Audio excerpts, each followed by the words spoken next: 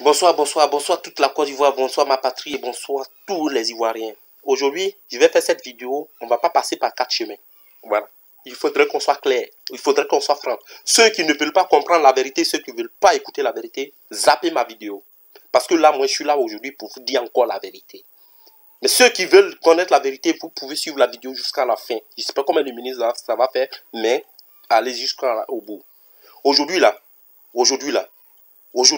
vous avez affaire à moi, pro Gbagbo, pro Ouattara, pro Bédié, pro Gueye, pro, vous les pro, qui mettez la vie comment ça s'appelle, de la Côte d'Ivoire, l'évolution de la Côte d'Ivoire en retard. J'ai affaire à vous.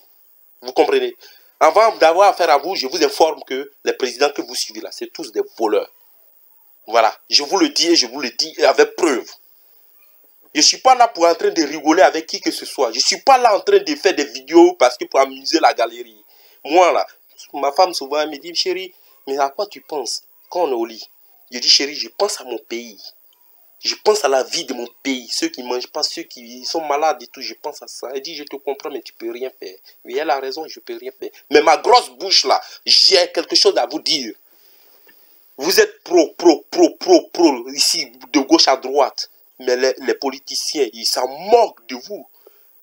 Je ne sais pas s'ils vous ont envoûté. Hein. Je ne sais pas s'ils vous ont envoûté, mais Kiss Love est là pour vous désenvoûter. On peut aimer quelqu'un. Moi, j'aime Cristiano Ronaldo. Quand on me dit Messi, il est fort que Cristiano Ronaldo, je dis c'est faux. Après, je réfléchis, je dis ah oui, Messi, il est vraiment fort. Mais Cristiano Ronaldo, il a ses qualités. Je reconnais. Donc, vous, si tu aimes Gbagbo, il faut reconnaître est-ce que Gbagbo, il t'apporte quoi? Si tu aimes, comment ça s'appelle, Alassane, il t'apporte quoi? Si tu aimes Gueye ou tu aimes Gueye ou Bédié, il m'apporte quoi? Sans cela, vous allez réfléchir. Ne suivez pas les gens aveuglement parce que oui, c'est son nom, c'est Gbagbo ou c'est Alassane ou c'est Bédié ou quoi, je ne sais pas. Je suis là pour vous désenvoûter. Écoutez-moi bien, tous ceux que vous suivez là, c'est des nazes. Je pèse mes mots encore. Moi, je ne suis pas dans les injures. Je vous ai toujours dit, vous allez voir toutes mes vidéos. Je n'insulte jamais les gens. Les pouvoirs qui sont en place, les pouvoirs qui sont partis ou les pouvoirs qui vont venir. Je ne vais jamais insulter les gens. Mais je suis là pour la démonstration de ma force et de mes analyses.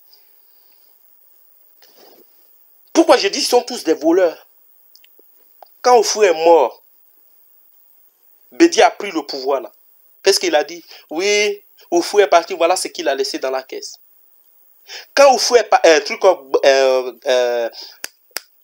Bédié il est parti, Gueye a pris le pouvoir. Oui, c'est que quand Bédié est parti, voilà ce qu'il a laissé dans la caisse. Quand Gueye il est mort, Gbagbo a pris le pouvoir. Oui, quand Gueye il est parti, voilà ce qu'il a laissé dans la caisse. Quand Gbagbo il est parti, Alassane aujourd'hui il a pris le pouvoir. Oui, quand Gbagbo est parti, voilà ce qu'il a laissé dans la caisse. C'est leur récitation, on connaît ça. Mais est-ce que vous les Ivoiriens, frères et sœurs, est-ce que ces personnes-là vous disent combien ils sont venus avec avant de prendre le pouvoir? Est-ce que ces personnes-là, avant de construire leur gouvernement-là, est-ce qu'ils contrôlent déjà même le patrimoine de leur gouvernement qu'ils vont constituer? Aucun président ne vous dit la vérité. J'ai eu la chance. Oui, je suis répétitif. Quand je dis que je suis dans un parti politique, bon, ici en France, je suis répétitif. Ça fait chier d'attendre ça. Mais j'ai eu la chance de m'approcher avec des historiens, des gens qui connaissent la politique, de me renseigner, de parler avec eux. C'est cette chance-là que j'ai aujourd'hui et je vais partager avec vous. Dans l'intelligence, on peut aimer une personne, mais arrivé à un moment donné, tu dis stop. Que vous mettez la Côte d'Ivoire en retard, stop. Et on arrête la lutte et on passe à autre chose. C'est ce que je vais vous faire comprendre. Ces personnes, ils savent comment faire pour que la Côte d'Ivoire va évoluer. Ils connaissent. Ils savent. Aucun président. Moi, je prends juste l'exemple le président qui est au pouvoir, Alassane Draman Ouattara. Je prends juste son exemple. Et vous allez comprendre. Après, je vais m'attaquer aussi à Gbagbo. Et je vais m'attaquer à Gueye, à Bédié et à Oufoué. Je prends juste l'exemple de monsieur le président Ouattara. Il est économiste. Il sait comment faire pour que la Côte d'Ivoire puisse évoluer. Est-ce que quand Alassane a pris le pouvoir, il a constitué un gouvernement? Dites-moi, est-ce que ce gouvernement-là, ils ont fait une déclaration de patrimoine? Quand on parle de patrimoine, pour ceux, excusez-moi, je sais pas que, voilà, je ne pense pas que vous êtes alphabète, mais je vais expliquer les choses pour que tout le monde puisse connaître ou comprendre ma vidéo. Un patrimoine, c'est ce que tu as, ton bien que tu as, que tu déclares à, comment ça s'appelle, au fixe. Donc, quand Bédié, je dis Bédié encore, Alassane, il a eu ses ministres, il a fait son gouvernement.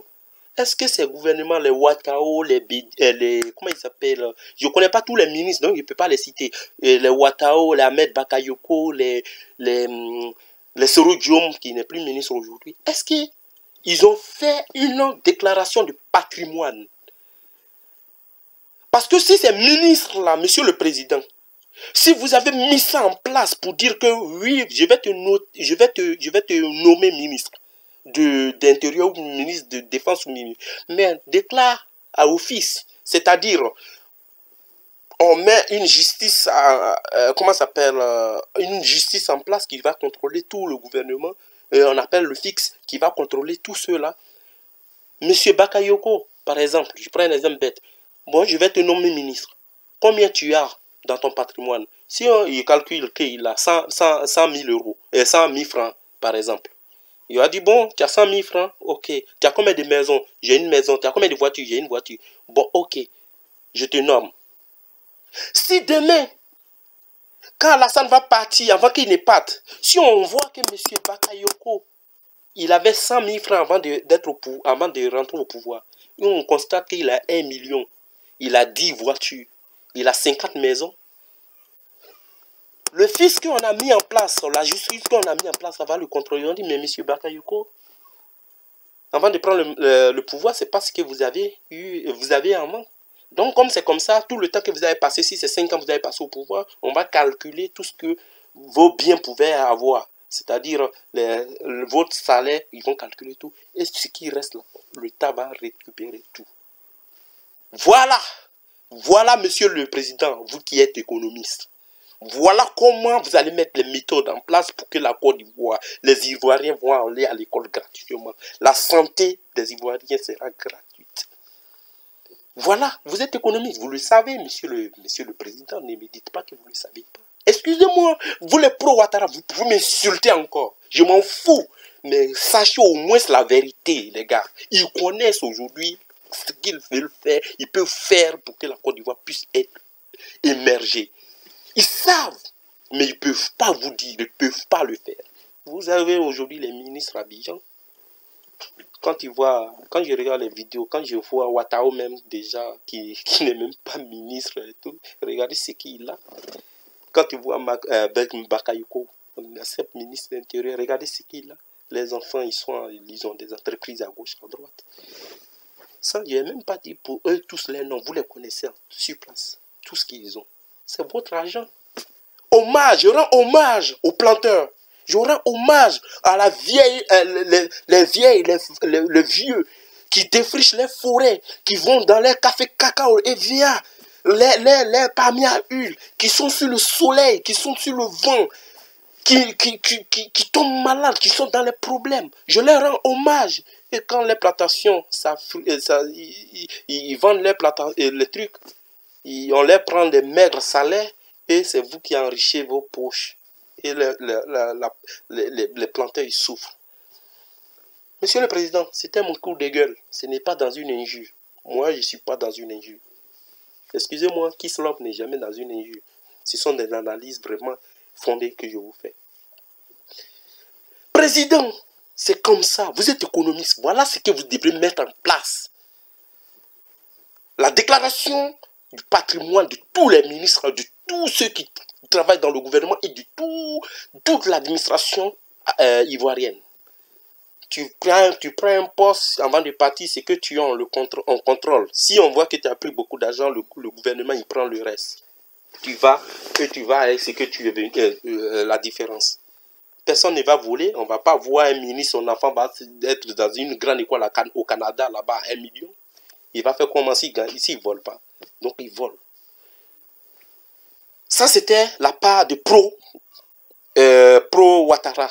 J'espère que vous avez compris mon message. Et même si vous voulez, renseignez-vous. Mais sinon, il va m'attaquer à Gbagbo. Vous n'êtes pro-Gbagbo là, vous n'avez rien compris encore. Vous n'avez rien compris. Vous n'avez rien compris. Vous êtes tellement omnibilé par l'homme. Vous êtes tellement, comment ça s'appelle, fou par l'homme, que tout ce qu'on vous dit là, mais vous ne comprenez plus. C'est ce que vous pensez là qui est la vérité. Maintenant, c'est parce que vous pensez qui est la vérité. Je ne suis pas détenteur de la vérité, mais ce que moi j'ai dit et l'effort que je fais, ça prouve quelque chose. Je suis à vous. Vous êtes si Gbagbo, c'est un pauvre. Gbagbo, c'est un pauvre. C'est un fils d'un pauvre. Il a pris le pouvoir. Même moi qui suis là, quand j'étais en Côte d'Ivoire, j'étais content. Oui, Gbagbo. Gbagbo, c'est un fils de pauvre, il va aider les pauvres. Quand il est venu là, c'est un historien. Lui, il n'est pas économiste, mais c'est un historien. Il sait lire, il sait écrire, il sait réfléchir. Qu'est-ce qu'il va faire pour ne pas que les ministres volent et tout? Il devrait faire le patrimoine, la déclaration du patrimoine. Aujourd'hui, Blé Goudé, j'ai vu la vidéo de quelqu'un qui a dit que Blé Goudé, il a une station d'essence, qui a des maisons, sans même plus. Après, Blé Goudé, je ne vais pas tous les citer leur nom. Aujourd'hui, on a Sèvres, Yves, quoi là, Beko, Steve Beko ou quoi là, qu'on chante toujours son nom sur internet là, que oui, la fille, le fils de, le gendre de Gbagbo, il fait un jet privé, ils vont enlever l'argent là où? C'est ce que Gbagbo a occasionné pour qu'ils volent là, c'est ce qu'ils ont. Donc, arrêtez de suivre les gens bêtement. Votre argent là, vous savez, c'est eux qui mangent votre argent. Qui se love là? Moi là, insultez-moi. Insultez-moi. Moi, tout ce que je fais là, c'est pour mon pays. Regardez, je vous dis, je suis bien là-haut. Je suis bien. Je n'ai même pas besoin d'aller devant la cam pour parler. Mais quand je pense à la tristesse de mon pays, quand je pense aux dirigeants qui prennent le pays et qui savent ce qu'ils vont faire pour que le pays soit émergent et qu'ils ne font pas, c'est ça qui me fait mal. C'est ça qui me fait mal. Et j'ai regardé une vidéo, on parle mal de Oufoué. Chers frères, vous qui parlez mal d'Oufoué, Oufoué a volé là, les maisons comment ça s'appelle, à Paris, il avait des milliards dans son compte. Oui, Oufoué. Arrêtez de taper sur Oufoué. Oufoué aujourd'hui il a relevé le nord de la Côte d'Ivoire partout dans le monde. Au moment que Oufoué a lutté à son temps avec les gens pour qu'on puisse avoir l'indépendance, qui connaissait la politique? Qui connaissait la politique? Qui connaissait la politique? Dites-moi. Ivoiriens, ils ne mouraient pas de faim. Les planteurs, là, les cacao café, ils étaient bien payés. Oufoué, ils volaient. Oui, c'est un président aussi, comme les autres, ils volent. Je l'accepte, ils volaient. Mais les planteurs, les planteurs, là, ils étaient bien. Les cafés cacao, ils étaient bien payés par les blancs. Quand tu marches au plateau à son temps, tu ramassais l'argent, 10 000 francs, 5 000 francs et tout. Ça veut dire que les Ivoiriens, ils ont tellement l'argent que oui, même, ça tombe, ils s'en occupent même pas. Autant de vous fouer, oui. Non, si là, les maisons de gauche à droite, là, c'est l'ignorance comment ça s'appelle, de l'époque. Ça veut dire que personne ne contrôlait quoi que ce soit, c'était un truc, voilà. C'était tout un bordel, mais Oufoué se battait intelligemment pour enrichir aussi son pays et son peuple. Parce que en Côte d'Ivoire, les gens mangeaient jusqu'à leur faim. Le pain n'était pas à 200 francs ou je sais plus. Le bidon d'huile était moins cher à son temps. Oui, ne s'insulte pas Oufoué. On peut ne pas aimer la personne, mais il faut reconnaître son mérite. N'insulte pas Oufoué. À cause d'Oufoué aujourd'hui, toi qui insultes Oufoué, tu peux venir en Europe ici. Tu peux venir en Europe ici pour avoir la double nationalité.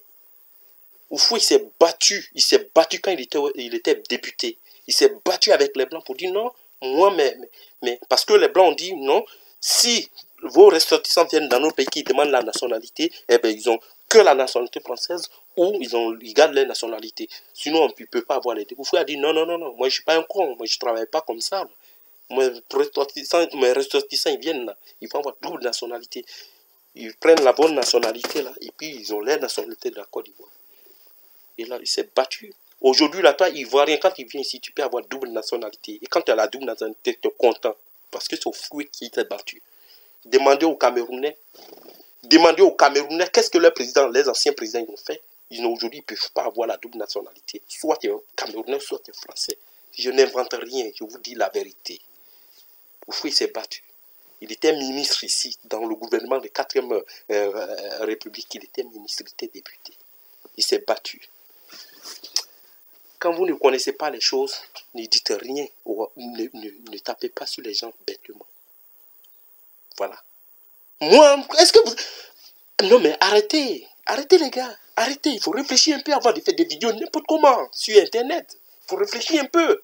Ceux qui vous écoutent là, vous pensez qu'ils sont naïfs ou ils sont bêtes. Tout ce que moi je vous dis là, je sais que ceux qui m'écoutent vont vérifier. Ils vont trouver que c'est vrai ce que je dis. Je n'invente rien. Désolé, je vais boire un peu.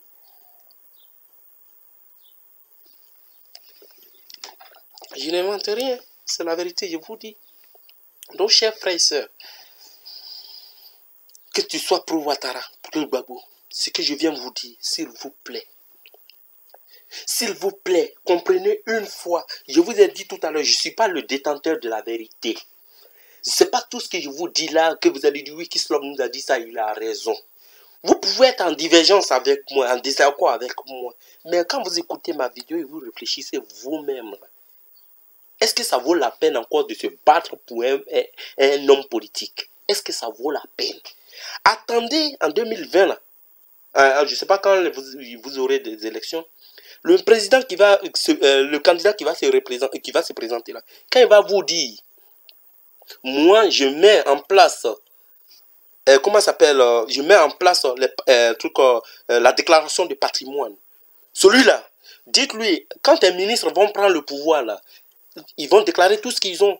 Et quand ils vont partir aussi, là, ce qu'ils ont aussi, ils vont déclarer. C'est-à-dire, tu rentres, tu déclares. Si tu sors, tu déclares. Tu voles, on t'arrache. Celui qui va vous proposer ça en Côte d'Ivoire, là, lui, là, vous pouvez le suivre. Mais ne suivez pas les gens comme vous voulez.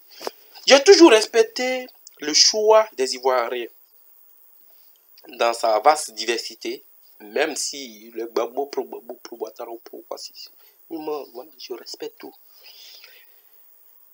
Je suis qui pour vous faire changer des décisions? Je suis qui pour vous donner des directives? Je suis qui pour dire que suivez-moi? Parce que c'est moi qui dis la vérité. Je ne suis rien, chers frères et sœurs. Je ne suis rien. Je suis qu'un orateur qui sait des choses et qui vous propose la bonne voie pour qu'on puisse avancer. La Côte d'Ivoire aujourd'hui, ne suivez pas les gens. Ne nous tuons pas. Ne nous insultons pas. Les politiciens, ils savent ce qu'ils vont faire pour que la Côte d'Ivoire puisse être émergente. Mais, ils sont là pour eux, pour remplir les poches. Le gouvernement, tous les ministres vont remplir les poches. Et quand ils vont finir, quand ils vont partir, l'autre aussi va dire, ah mais l'autre il est venu, il a pris ça, et bien je vais prendre ça aussi. Et eux aussi vont partir au fur et à mesure. Et c'est vous qui êtes en retard. Ensemble les gars, parlons le même langage. Ensemble les gars, faisons le même combat. Laissons les politiciens entre eux. Ne soyons pas omnibilés. Ne soyons pas, comment ça fait, fous d'une personne. Ils savent ce qu'ils font. Ils savent dans quoi ils se sont embarqués. Chers frères et sœurs, regardez, je transpire. Il fait tellement chaud chez nous ici. Je transpire. Pourquoi je transpire? Parce que j'ai mal dans mon intérieur. Ils vous opposent. Les pro-Gbagbo, ils vous opposent à pro-Gbagbo, pro-Ouattara, et vous entretuez, vous insultez. Et dans le fond, quand vous réfléchissez bien, dites-vous, ces gens là-haut, les enfants, les familles sont bien. Et leur compte c'est plein. Et nous, on se tue. Nous, on ne peut même pas manger. Quand vous allez vous poser des bonnes questions, les frères et sœurs, vous allez comprendre. Vous allez comprendre. J'ai fait le même combat avec vous.